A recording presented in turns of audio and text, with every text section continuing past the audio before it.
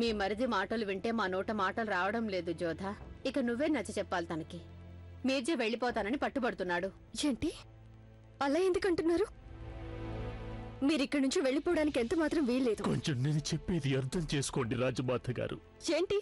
ఏంటి కొత్త మాటలు? నేను మీకు వదనమని. బాబీజా, నేను ఇప్పుడు చేసిన నేరాల భారాన్ని మోయలేకపోతున్నాను.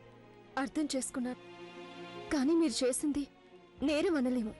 అది అపోహ మాత్రమే. అది ఇప్పుడు తొలగిపోయింది. అందుకని ఇంకొన్ని రోజులు ఇక్కడే ఉండండి. మీరు వెళ్ళిపోతాననకండి. ఇదంతా మీ అందరి విశాల హృదయం బాబీజాన్. కనుకే మీరు నా వంటి కృతజ్ఞుడితో బంధుత్వం పాటిస్తున్నారు. అలాంటిదేమీ లేదు మరిది గారు. ఎన్నో సందర్భాలలో ఒక పుణ్యం వల్ల ఎన్నో పాపాలు క్షమార్పమైపోతాయి. అన్నదమ్ముల మధ్య గొడవలు రావడం సహజం. కానీ మీరు నా విషయంలో చేసింది నేనెన్నటికీ మర్చిపోలేంది. ఇది నేను స్వయంగా షరీఫుద్దీన్ నోటి వెంటే విన్నాను. తను నన్ను అపహరించినప్పుడు, దాన్ని అడ్డు పెట్టుకుని షహింషాపై ఒత్తిడి తేవాలనుకున్నప్పుడు, అందులో మిమ్మల్ని కూడా చేతులు కలపమన్నప్పుడు, అప్పుడు మీరు తనని చీదరించుకున్నారట. మీరు అతనితో మిత్రత్వం కూడా తెగతింపులు చేసుకున్నారట. అంటే మీరు ఈ బంధుత్వాన్ని గౌరవించారనేగా అర్థం. కనీసం ఒక్క క్షణమైనా నా గౌరవానికి మచ్చ పడకుండా చేశారు మీరు. అంటే మీకు మా పట్ల గౌరవం ఉన్నట్టేగా. జోధ బేగమ్మకు నీ సంగతుల్ని తెలియజేశారు మిర్జా. కనుక మేం కోరుకునేది గతాన్ని నువ్వు కూడా మర్చిపోవాలి. అంతే మరి. ఇక వెళ్ళిపోతానని మాట కూడా ఎత్తదు. కానీ ఇప్పటికే నా మీద నాకే అసహ్యం వేస్తుంది బాబీజాన్. నన్ను వెళ్ళిపోనివ్వండి. నేను తిరిగొస్తానండి. మీకు మాటిస్తున్నాను. నా పాపాన్ని కడిగేసుకుని వస్తాను. సరే, అయితే నువ్వు వెళ్ళిపోవాలని పంతం పడుతుంటే మేము నిన్ను ఆపే ప్రయత్నం చేయం. కానీ మా కోరిక ఏమిటంటే నువ్వు గనక ఇక్కడే ఉంటే నీ బాధని నువ్వు మర్చిపోగలవు. కానీ నువ్వు తిరిగి కాబోలు వెళ్ళిపోవాలి అనుకుంటే మేము నిన్ను ఆపం మిర్జా. మేము తక్షణమే నీకు వీడ్కోలు చెప్పే ఏర్పాట్లు చేస్తాం. శుక్రియా పైజాన్. మరిది గారు, వెళ్ళిపోవడానికి ముందు మీ బాబీజాన్ స్వయంగా చేసిన ఖీర్ కుర్మా తింటారు కదా మీరు? అది నేను వద్దని ఎలా అనగలను బాబీజాన్?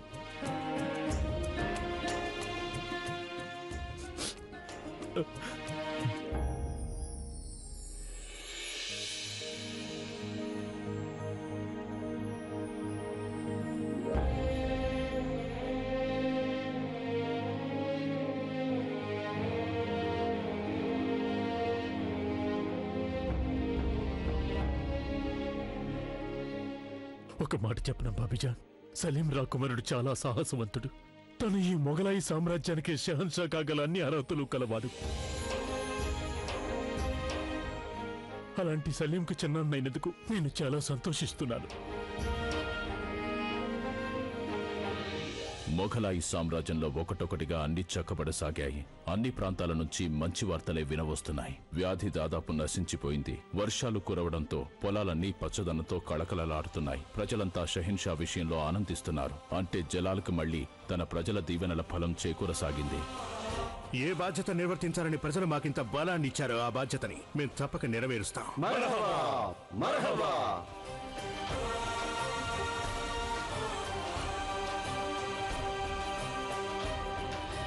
షహిన్షాకి జయం జయము. తమరు కోరిన ప్రకారంగా బద్రీనాథ్ పండితులు గారు వేంచేశారు.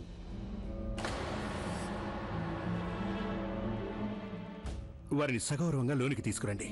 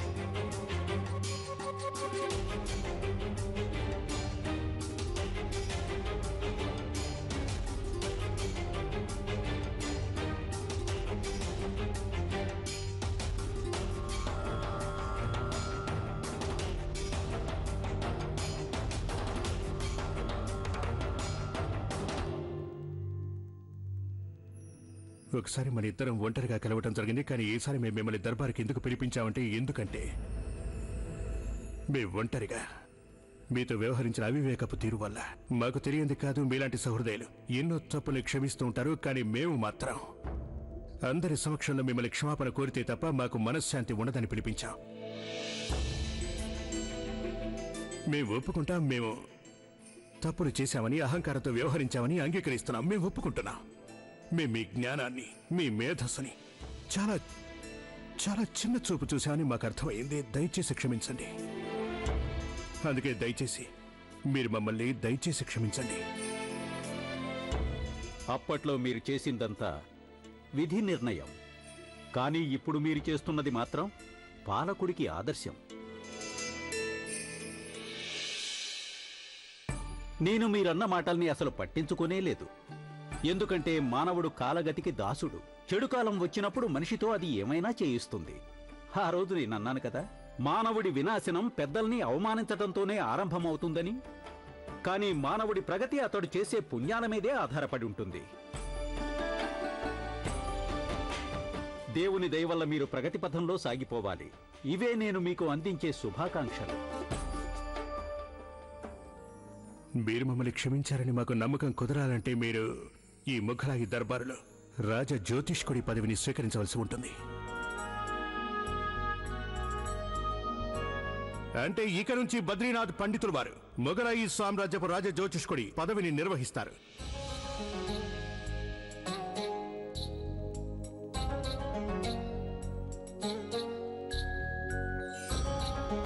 రండి పంతులు గారు, రండి, దయచేసి రండి.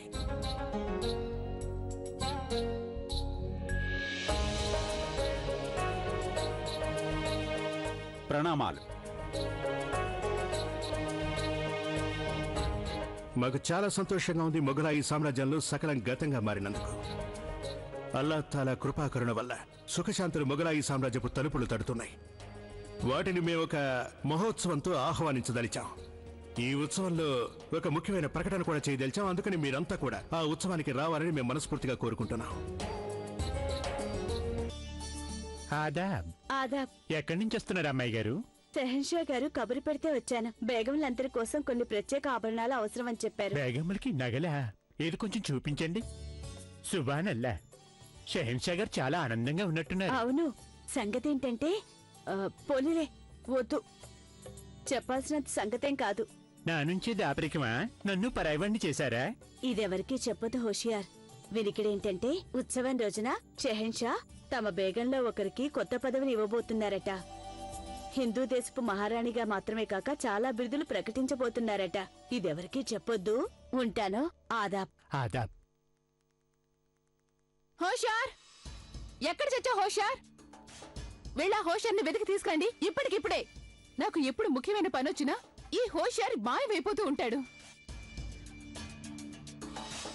ఆదాబ్ హుజూర్. ఎక్కడ చచ్చావు నువ్వు? నేనెంతసేపటి నుంచి నేను పిలుస్తున్నాను. నీకేమైనా చెవుడా? పనికి మాలవాడా. ఆ మాడికిప్పు గాజులు ఎక్కడున్నాయి?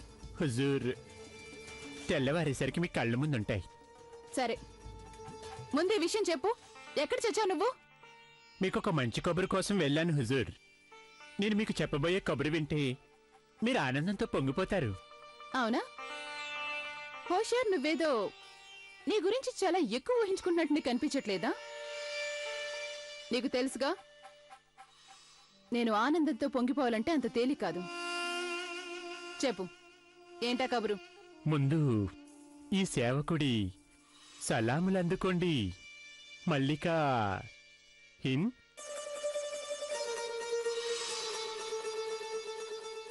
ఏంటా వాగుడు?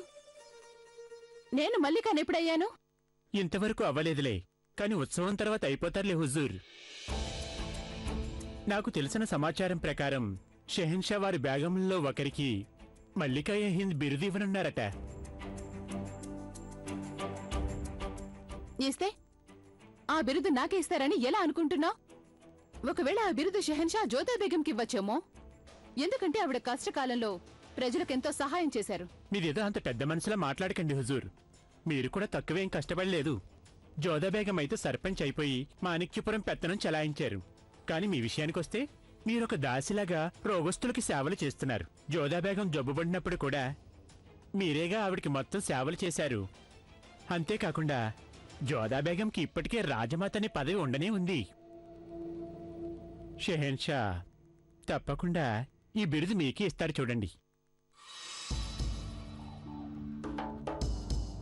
ఇస్తారులే, అలా జరిగినప్పుడు చూసుకుందాం. ముందు నువ్వు ఈ సామాన్లన్నీ సరిదేసి నాకు హుక్కా సిద్ధం చేయి. వెళ్ళు. చిత్తం. ఇదిగో తీసుకో. సరే కాని హుజూర్, నేను తీసుకొచ్చిన ఈ వార్త నిజంగానే జరిగినప్పుడు మీరు నాకు 100 సువర్ణకాసులు ఈనాముగా ఇవ్వాలి. నేనేం చెప్పాను నీకు? వెళ్ళు, వెళ్ళి తొందరగా చెప్పిన పని చేయి. పరమ మూర్ఖుడు.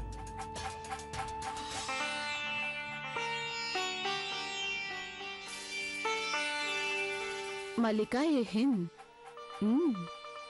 వినడానికి ఇదేదో చాలా బాగుంది.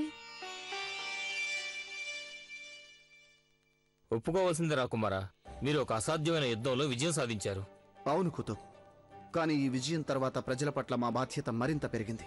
వారు మా పైన పెట్టిన నమ్మకాన్ని మేము రుజువు చేసుకోవాలి. అంటే మా మీద నమ్మకం పెట్టుకున్న ప్రజల కోసం వారి నమ్మకాన్ని బొమ్ము చేయకుండా వారి కోసం మేము శ్రమించాలి. ఒకప్పుడైతే మీరు అన్ని పదవుల్ని అన్ని బాధ్యతల్ని నిరాకరిస్తూ వచ్చారు. వారసుడి పదవి కూడా వద్దన్నారు మీరు. కానీ ఇప్పుడేమో చాలా మార్పు వచ్చింది మీలో. ఒకప్పుడు మేము ఎలా ఉండేవాళ్ళమో మాకు తెలుసు. కానీ ఇప్పుడు తెలిసిందేమిటంటే రాజకుమారుడు వారసుడు అయినప్పుడు మేము మా బాధ్యతను సక్రమంగా నిర్వర్తించగలమని. అంటే మా జీవితమే ప్రజలతో ముడిపడి ఉంది. ఇప్పుడు మేము ఏం పని చేసినా కాబోయే షెహన్షా చేసే పని చేస్తాం. ఒక బాద్షా పని చేస్తాం. కుతుబ్, మా అధికారంలో ఏ ఒక్క పౌరుడికి కష్టం రాకుండా చూసుకునే బాద్షాగా ఉండదలుచుకుంటున్నాం. ప్రతి పౌరుడికి కడుపు నిండా భోజనం ఉండాలి. ఎవరూ పస్తులుండకూడదు. ప్రతి ఒక్కరికి నిలువ నీడ ఉండాలి. జబ్బు పడిన వ్యక్తి చికిత్స కోసం అలమటించకుండా చూడాలి. మా రాజ్యంలో ఏదో నిస్సహాయత వల్ల ఏ అనార్కలి కూడా నాచిగత్తెగా మారకూడదు.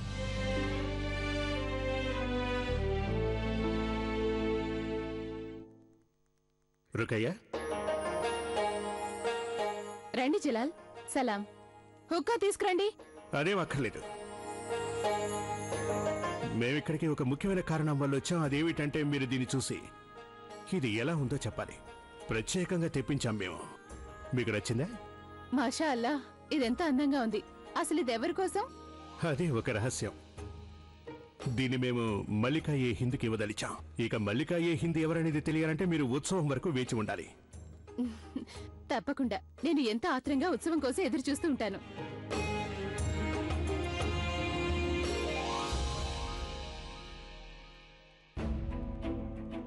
మీరు చూసింది మాణిక్యమా హుజూర్? అవును. నేను మీకు ముందే చెప్పానుగా ఆ బిరుదు మీదేనని. మరి నాకిచ్చే 100 నాణేలు సిద్ధం చేసుకోండి మీరు. హోషార్ అన్నది నిజమే. జోదా బేగం పడిన శ్రమ కంటే నేను పడిన శ్రమ కూడా తక్కువేం కాదు. ఆ జోదా బేగం సర్పంచ్గా ఉంటూ ప్రజలకు సేవ చేస్తే నేను కూడా ప్రజల మధ్య దాసీగా ఉంటూ సేవలు చేశాను. అంటే నాకే మల్లికా ఎహిన్ బిరుదు లభించి తీరాలి. మాకిక ఎలాంటి కట్టు అక్కర్లేదు. వీరుడి గాయాలు మాన్పించగల ఒకే ఒక్క ఔషధం విజయం మాత్రమే. ఎంత వద్దని అనుకున్నా మళ్ళీ మళ్ళీ నాకు రాకుమారుడి ఆలోచనలు ఎందుకు వస్తున్నాయి? ఎందుకు వారి గురించి ఆలోచన నా మనసులోంచి పోవడం లేదు? ఒకవేళ నేను వారిని తప్పుగా అర్థం చేసుకోలేదు కదా? రాకుమారుడి గారికి నువ్వు గాని సైతానుపుర నాట్యగత్తలు గాని ఏమైపోయినా లెక్కలేదనుకుంటారు. ఇది వారి ఆదేశం. ఇందులో నేను చేయగలిగిందేమీ లేదు. లేదు, వారు నిజంగానే దుర్మార్గుడైతే ఈ పాటికి నన్ను చీదరించుకునేవారు. ఒక్కో క్షణం ఒక్కో విధంగా ప్రవర్తిస్తారు వారు. ఒకసారి ఒకలా, మరోసారి ఇంకొకలా. మేము బాల్యం నుంచి ఇప్పటి వరకు మిమ్మల్ని అపార్థం చేసుకున్న మాట వాస్తవమే. మిమ్మల్ని నాశనం చేయాలన్న ఆలోచన మాకు ఏమాత్రం లేదు అనార్కలి. నాకు అర్థం కావడం లేదు. ఎలా అర్థం చేసుకోవాలి? ఒక బాధ్యత గల దయాశీలి రాకుమారుడనా, లేక నిర్దయుడన పొగరుబోతు రాకుమారుడనా? రాకుమారా, మీరు అనార్కలికి జరిగినట్లుగా నిజాన్ని చెప్పొచ్చుగా. మీరు తన అపోహలను తొలగించడం అవసరం. ఆ ప్రయత్నం కూడా ఒకసారి చేశాం కుతుబ్, కానీ ప్రయోజనం లేదు. అనార్కలి తన తండ్రి మరణానికి మేమే కారకులమని అనుకుంటూ ఉంది. అదెలా కుదురుతుంది? పాపం తన తండ్రిని రాళ్ల దెబ్బల నుండి కాపాడి తనకు సహాయం చేసిన వ్యక్తి మరెవరో కాదు, మీరేనన్న సంగతి తనకి ఇంకా తెలియని కూడా తెలియదు కదా. ఇక మీరంతా వెళ్ళిపోండి. మీరెవరైనా వారిపై రాళ్లు విసిరితే వెంటనే నిర్బంధించడం జరుగుతుంది. యా ఖుదా, నేను నిజంగానే రాకుమారుడిని అపార్థం చేసుకున్నాను.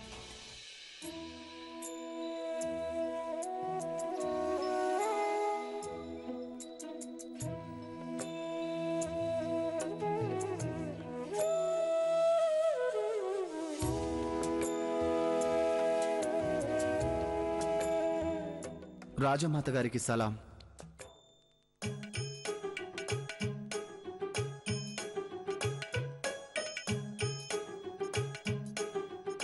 అరే, దయచేసి క్షమించండి.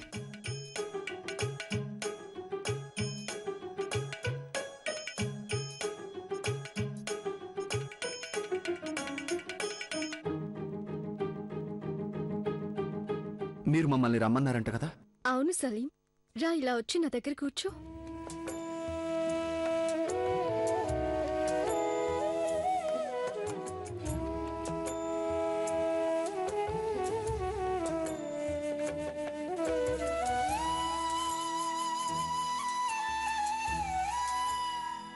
ఇవన్నీ దేనికి?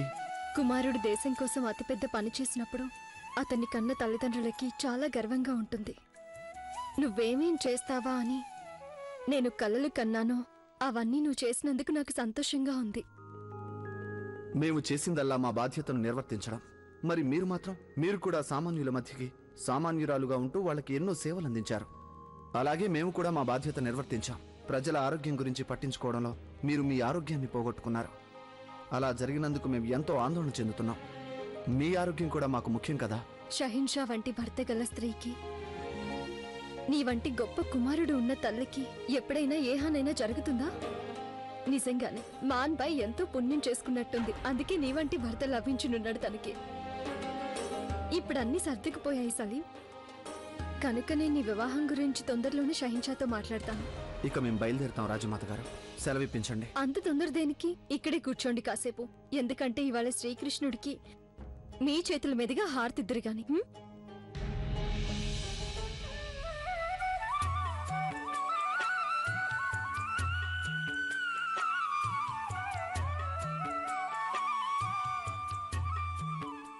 ఉత్సవం ఏర్పాట్లన్నీ అయిపోయినట్టే కదా జోధా? మీరేమీ ఆందోళన పడకండి అత్తయ్య గారు, అన్ని ఏర్పాట్లు జరుగుతున్నాయి. తొందరగా నన్ను ఎక్కడైనా దాచేయండి. ఎందుకు? ఎవరి నుంచి దాక్కోదలిచావు నువ్వు? అర్మాన్ బాను, మళ్ళీ ఏదైనా అల్లరి పని గాని చేసావా? అలాంటిది ఏం లేదు అమ్మిజాన్. నేను అక్షమా అక్కడి నుంచి తప్పించుకొచ్చాను. ఆవిడ గారు నా ప్రాణాలు తోడేస్తుంది. అరే, అలా అనకూడదు అర్మాన్ బాను. పెద్దవాళ్ళ గురించి అవే మాటలు. అర్మాన్ బాను, అరే అర్మాన్ బాను, అర్మాన్ బాను, ఏది? తస్లీం మహారాణి, తస్లీం రాజమాత గారు. అర్మాన్ బాను, అర్మాన్ బాను ఏమైపోయింది? మీరు కానీ తనను చూసారా? అది ఇక్కడ లేదు. తను నేను నోటుకొచ్చినట్టు అనలేదే. తను ఇక్కడికే వచ్చింది. ఇంతలోనే ఎక్కడికి వెళ్ళింది?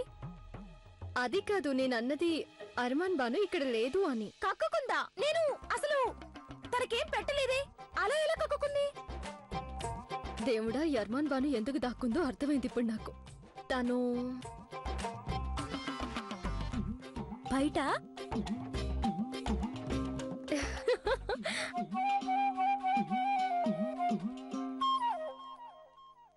తను ఎక్కడికి వెళ్తోంది? అదంతా తర్వాత షహిన్షా. అన్నట్టు రేపటి ఉత్సవం కోసం నేను మీకోసం ప్రత్యేక దుస్తులు కుట్టించాను. అవి మీ గదికి పంపించేశాను. రేపు మీరు ఆ దుస్తులు ధరించాలి. శుక్రియా.